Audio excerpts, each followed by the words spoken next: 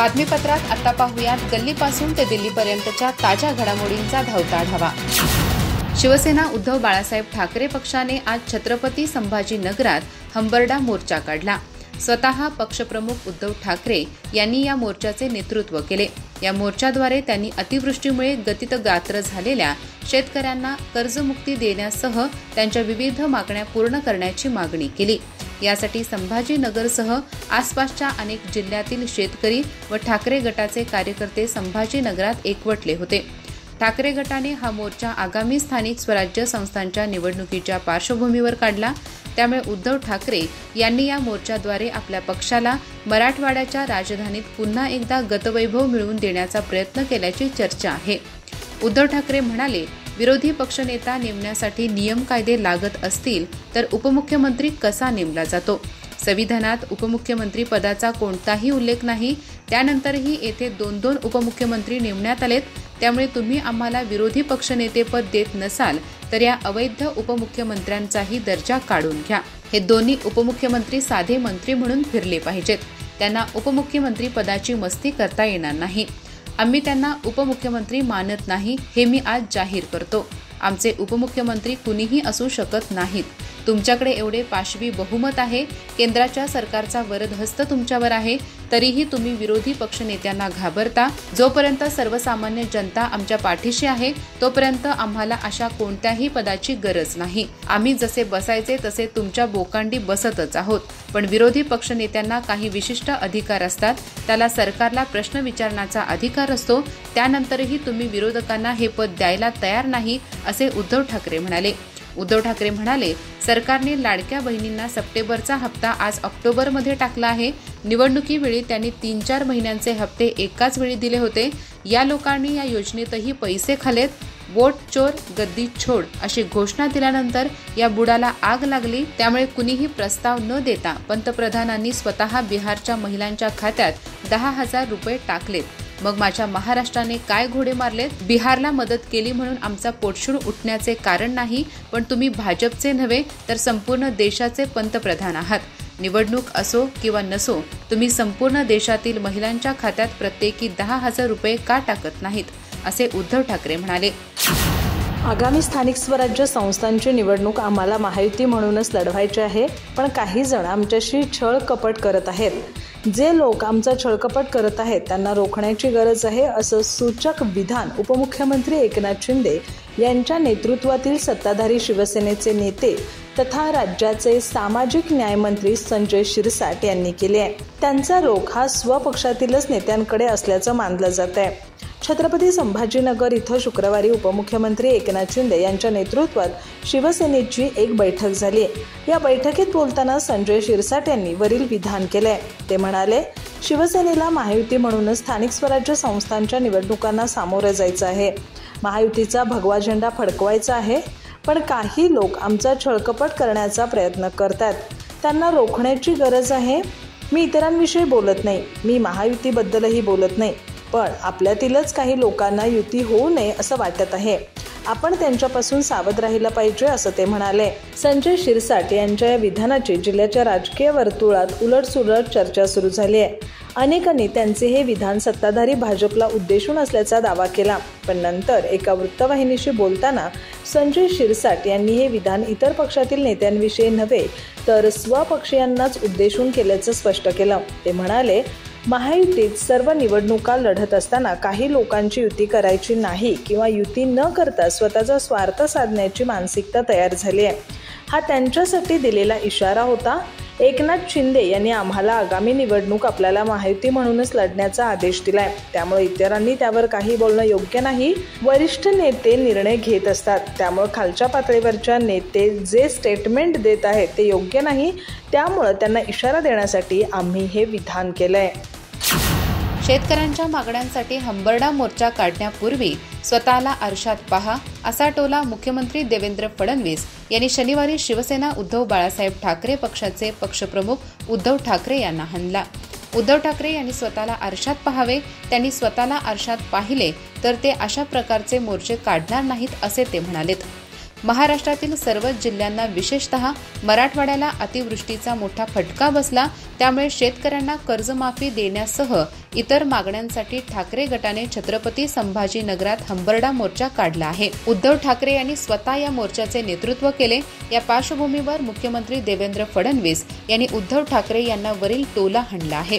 फडणवीस म्हणाले, उद्धव ठाकरे यांनी एकदा स्वतःला आरशात बघितले तर ते अशा प्रकारचे मोर्चे काढणार नाहीत. मी यापूर्वीही सांगितले की ठाकरेंनी त्यांच्या सरकारच्या काळात 20,000 कोटी रुपयांची कर्जमाफी करण्याची घोषणा केली, पण त्यांनी फुटकी कवडी शेतकऱ्यांना दिली नाही. ते पुढे म्हणाले, उद्धव ठाकरे यांच्यापूर्वी आम्ही सत्तेत होतो तेव्हाही आम्ही शेतकऱ्यांना 20,000 कोटींची कर्जमाफी केली होती. त्यामुळे त्यांनी काही फार मोठे काम केले असे नाही. उलट त्यांनी घोषणा केली होती चालू खात्यावर आम्ही 50,000 रुपये देऊ, पण प्रत्यक्षात त्यांनी काहीही दिले नाही. उलट 16 लाख शेतकऱ्यांना महायुतीचे सरकार आल्यावर अनुदान देण्यात आले. सरकारने शेतकऱ्यांना सुमारे 31,000 कोटी रुपयांचे पॅकेज दिलेले आहे. ठाकरेंनी त्यांच्या काळात केलेल्या कर्जमाफीपेक्षा जास्त रक्कम शेतकऱ्यांना दिली जात आहे. त्या व्यतिरिक्त 6,000 रुपये राज्याचे आणि 6,000 रुपये केंद्राचे देण्यात येत आहेत. विम्याची रक्कम वेगळी असणार आहे. कुठेतरी पक्षाला जिवंत ठेवायचे आहे म्हणून ते हंबरडे फोडत आहेत. काँग्रेस प्रदेशाध्यक्ष हर्षवर्धन संपकाळ यांना त्यांच्या जिल्ह्यात कुणी ओळखत नाही. त्यांच्या आरोपावर मी काय उत्तर द्यायचे, असेही फडणवीस यावेळी एका प्रश्नाला उत्तर देताना म्हणाले. महाविकास आघाडीच्या शिष्टमंडळानं येत्या 14 ऑक्टोबर रोजी राज्याच्या मुख्य निवडणूक अधिकाऱ्यांची भेट घेण्याचं निश्चित केलंय. या भेटीला मनसे अध्यक्ष राज ठाकरे हे देखील उपस्थित राहणार असल्याची महत्त्वपूर्ण माहिती उबाटाचे खासदार संजय राऊत यांनी दिली आहे. संजय राऊत म्हणाले की राज्याचे मुख्य निवडणूक अधिकारी चोकलिंगम यांच्याकडे हे शिष्टमंडळ जाणार आहे. निवडणूक आयोग ही एक संविधानिक संस्था आहे आणि राज्यात सर्वच राजकीय पक्षांच्या काही समस्या आहेत, त्या मांडण्यासाठी ही भेट आयोजित करण्यात आली आहे. संजय राऊत म्हणाले की सुलतानी अस्मानी 2 संकटांशी सामना करताना मराठवाड्यातील शेतकरी आत्महत्या करतायत. पॅकेजच्या नावाखाली कशी धुळपेक केली जात आहे. मोर्चावर टीकाटिप्पणी करणं हा महाराष्ट्रातील पूरग्रस्त शेतकऱ्यांचा अपमान आहे. आजचा हंबरडा मोर्चा जो आहे हा शेतकऱ्यांचा आक्रोश हंबरडा फक्त देवेंद्र फडणवीस यांच्यापर्यंत नाही तर महाराष्ट्रातील आक्रोश हंबरडा दिल्लीपर्यंत पोहोचवा यासाठी हा मोर्चा आहे. 31,000 कोटींचं पॅकेज देवेंद्रजी मला सांगा, हे पॅकेज फार तर 5.5 ते 6,000 कोटींचं आहे. बाकी धुळपेक आहे, यावर मी आता बोलणार नाही. संजय राऊत म्हणाले की निवडणुकीच्या अनुषंगानं सर्वच पक्षांच्या काही समस्या आहेत, यात भाजपची देखील समस्या आहे. देवेंद्र फडणवीसांनी आमच्यासोबत निवडणूक आयोगासमोर जात भूमिका मांडली पाहिजे. देवेंद्र फडणवीस यातील तज्ज्ञ आहेत, त्यांनी सहभागी व्हावं. हे काही मावियाचे शिष्टमंडळ नाही. राज ठाकरे अद्याप मावियाचे घटक नाहीत, पण ते देखील आमच्यासोबत येत आहेत. नितीन गडकरी यांच्या मतदारसंघात 3 लाख मतं गाळली गेली. भाजपच्या उमेदवाराचा पराभव करण्यासाठी असं गडकरी यांनी स्वतःला सांगितलंय. ते फार गंभीर आहे. निवडणूक आयोग राजकीय दबावाखाली काम करतोय, तरीही त्यांना भेटून आपल्या भूमिका मांडाव्या लागतात. राज्याच्या निवडणूक आयोगाकडे जाणं भिंतीवर डोकं मारण्यासारखं आहे. शेतकऱ्यांना मदत करण्यापेक्षा जास्त उबाटाला राजकारण करण्यात जास्त रस आहे. महायुती सरकारने 32,000 कोटी रुपयांची मदत जाहीर केली आहे. शेतकऱ्यांना दिवाळीपूर्वी मदत मिळणार आहे. असे असताना मोर्चा काढण्याचे एकच कारण आहे. आगामी स्थानिक स्वराज्य संस्थांच्या निवडणुकीसाठी उबाटाकडून हा मोर्चा काढण्यात येत आहे, असा आरोप शिवसेना खासदार संदीपान भुमरे यांनी केला आहे. संदीपान भुमरे पुढे बोलताना म्हणाले, मदत या खात्यामार्फत होणार, त्या खात्यामार्फत होणार, या उद्धव ठाकरे यांच्या बोलण्याला काही अर्थ नाही. शेतकऱ्यांना मदत होत असताना त्यामध्ये कुणी राजकारण करू नये. सर्वांनी मिळून शेतकऱ्यांना मदत करावी. शेतीचे पंचनामे झाले आहेत. 1-2 दिवसात अहवाल सादर होणार आहे. ज्यांची जमीन खरडून गेली त्यांनी 3.5 लाख रुपये देण्याचा निर्णय घेतला आहे. उद्धव ठाकरे यांच्या काळात ओला दुष्काळ पडला तेव्हा काय निर्णय घेतले आम्हाला माहिती आहे.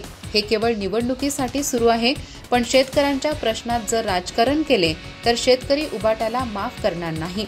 संदीपान भुमरे म्हणाले, भाजपच्या बैठकीत काय निर्णय झाला हे माहिती नाही, पण आमच्या बैठकीत ठरले आहे की आगामी सर्व निवडणूक या महायुती म्हणून लढवायच्या आहेत. कार्यकर्त्यांची निवडणूक जर महायुती म्हणून लढलो तर त्यांना न्याय मिळेल. उपमुख्यमंत्री एकनाथ शिंदे यांनी सांगितले आहे, निवडणूक महायुती म्हणून लढवायची आहे. आता भाजपचा काय निर्णय झाला हे आम्हाला माहीत नाही. निवडणुकीसाठी अजून वेळ आहे. युती झाली तर चांगलेच आहे, नाही झाली तर वरचे नेते निर्णय घेतील. पण युतीच्या बैठकीत आम्ही एकत्र बसून एकत्र येत कशी निवडणूक लढवली जाईल यासाठी प्रयत्न करणार आहोत. सत्ताधारी राष्ट्रवादी काँग्रेसचे आमदार संग्राम जगताप यांच्या कट्टर हिंदुत्ववादी विचारांमुळे राष्ट्रवादीचे अध्यक्ष तथा राज्याचे उपमुख्यमंत्री अजित पवार चांगलेच नाराज झालेत. या प्रकरणी त्यांनी जगताप यांना कारणे दाखवा नोटीस बजावण्याचा इशारा दिलाय. संग्राम जगताप यांना आम्ही यापूर्वीही समजावून सांगितलं होतं, पण त्यात सुधारणा दिसून येत नाही. त्यांची जी भूमिका आहे, त्यांचे जे विचार आहेत ते पक्षाला अजिबात मान्य नाहीत. त्यामुळे त्यांना कारणे दाखवा नोटीस बजावण्यात येईल असं अजित पवार आपला संताप व्यक्त करताना म्हणाले. आमदार संग्राम जगताप यांनी आगामी सणासुदीच्या काळात जनतेला केवळ हिंदू लोकांच्याच दुकानातून खरेदी करण्याचं आवाहन केलं होतं. त्यांच्या या भूमिकेमुळे अहिल्यानगरात मोठा वाद निर्माण झालाय. विशेष म्हणजे त्यांनी असं वादग्रस्त विधान करण्याची ही काही पहिलीच वेळ नाही.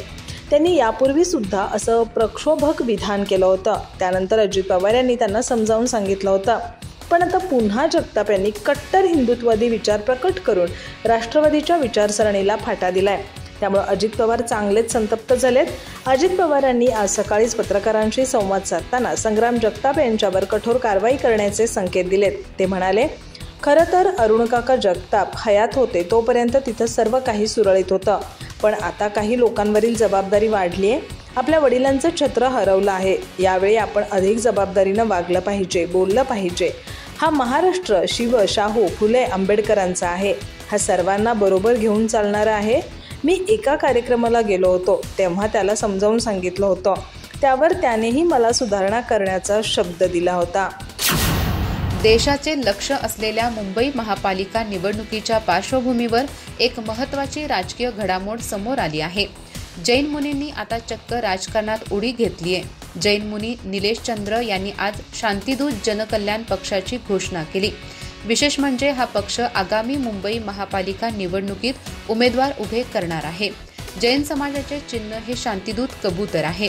कबुतराविरोधात जे आहेत त्यांच्याशी आमचा वाद आहे. आमचा पक्ष केवळ जैन समाजाची पार्टी नाही, तर जेवढे मारवाडी, गुजराती आहेत, आम्ही एकत्र येत मुंबई मनपा निवडणुकीत उमेदवार उभे करणार आहोत, असा निर्धार जैन मुनी निलेश चंद्र यांनी बोलून दाखवला. जैन मुनी निलेश चंद्र म्हणाले, जैन समाज हा शांतताप्रिय समाज आहे. सर्वात जास्त टॅक्स भरणारा समाज हा जैन समाज आहे. मारवाडी, गुजराती समाज सर्वात जास्त मदत कार्य करत आहे. कुठे काही आपत्ती आली तर जैन, मारवाडी, गुजराती समाज मदतीसाठी सर्वात पुढे असतो. बाळासाहेब ठाकरे यांनी स्थापन केलेल्या शिवसेनेचे चिन्ह वाघ होता. त्यांच्यावर आई जगदंबेचा हात होता. आत्ताच्या शिवसेनेचे मला माहिती नाही, असा टोलाही जैन मुनींनी लगावला. जैन मुनी निलेश चंद्र म्हणाले की बाळासाहेब ठाकरे यांनी शिवसेना सुरू केली तेव्हा वाघाचे आधार कार्ड होते का? आमच्या शांतिदूताचेही नाही.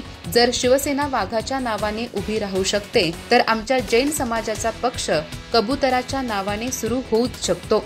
येणाऱ्या काळात आम्ही केवळ कबूतर नाही तर गोमातेसाठी लढणार आहोत. मानवतेसाठी काम करणारे लोक आमच्यासाठी काम करणार आहेत.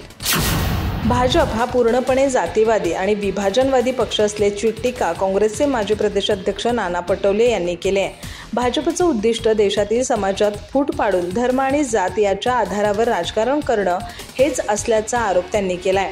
या लोकांनी धर्माचे विष इतकं मोठं पेरलंय की आज सर्वोच्च न्यायालयाच्या सरन्यायाधीशांवर जोडा फेकून मारण्याचे कृत्य होतंय. यापेक्षा देशाचं अजून कोणतं दुर्भाग्य असू शकतं, असा तीव्र सवाल नाना पटोले यांनी उपस्थित केलाय. त्यांनी केंद्र सरकार, पंतप्रधान नरेंद्र मोदी आणि सरसंघचालक मोहन भागवत यांच्यावर थेट निशाणा साधत म्हटलंय की या प्रकरणामागे त्यांच्याच संस्कारांचा आणि विचारसरणीचा परिणाम आहे. पटोले पुढे म्हणाले, देशाचे सरन्यायाधीशांवर ज्या प्रकारे भ्याड हल्ला झाला तो अत्यंत निंदनीय आहे. मात्र या घटनेनंतर केंद्र सरकारने कोणतीही ठोस कारवाई केलेली नाही. त्या आरोपी विरुद्ध गुन्हा दाखल झालेला नाही. हे सरकार मौन का बाळगतंय? पंतप्रधान मोदी, मोहन भागवत आणि भाजपचे वरिष्ठ नेते का काही बोलत नाहीत? कारण हे कृत्य त्यांच्या माध्यमातूनच झालंय, असा गंभीर आरोप काँग्रेस नेते पटोले यांनी केलाय. त्यांनी भाजपवर संविधान आणि न्यायव्यवस्थेवर हल्ला करण्याचा प्रयत्न केल्याचा आरोप करत लोकशाहीला धोका निर्माण होत असल्याचा इशाराही दिला. तसंच पटोले यांनी महायुती सरकारवरही जोरदार हल्लाबोल केला. महायुतीचे सरकार हे जनतेच्या मताने नव्हे तर बेमानीने निवडून आलेलं सरकार आहे. निवडणुकीदरम्यान जाहीरनाम्यात शेतकऱ्यांना कर्जमाफीचं आश्वासन देण्यात आलं होतं, पण सत्तेत आल्यानंतर हेच सरकार शेतकऱ्यांच्या जखमेवर मीठ चोळत आहे, असा आरोप त्यांनी केला. राज्यातील शेतकऱ्यांच्या आत्महत्या वाढत आहेत, कर्जाचा बोजा वाढत चाललाय, पण सरकार मात्र घोषणांवरच थांबलं आहे, अशी टीका पटोले यांनी केली आहे. भाजप आणि महायुती हे दोन्ही शेतकरी विरोधी आहेत. शेतकऱ्यांना मदत करू शकत नाहीत तर निदान त्यांच्या वेदनांवर मीठ तरी चोळू नका, असे भावनिक आवाहन त्यांनी केलंय.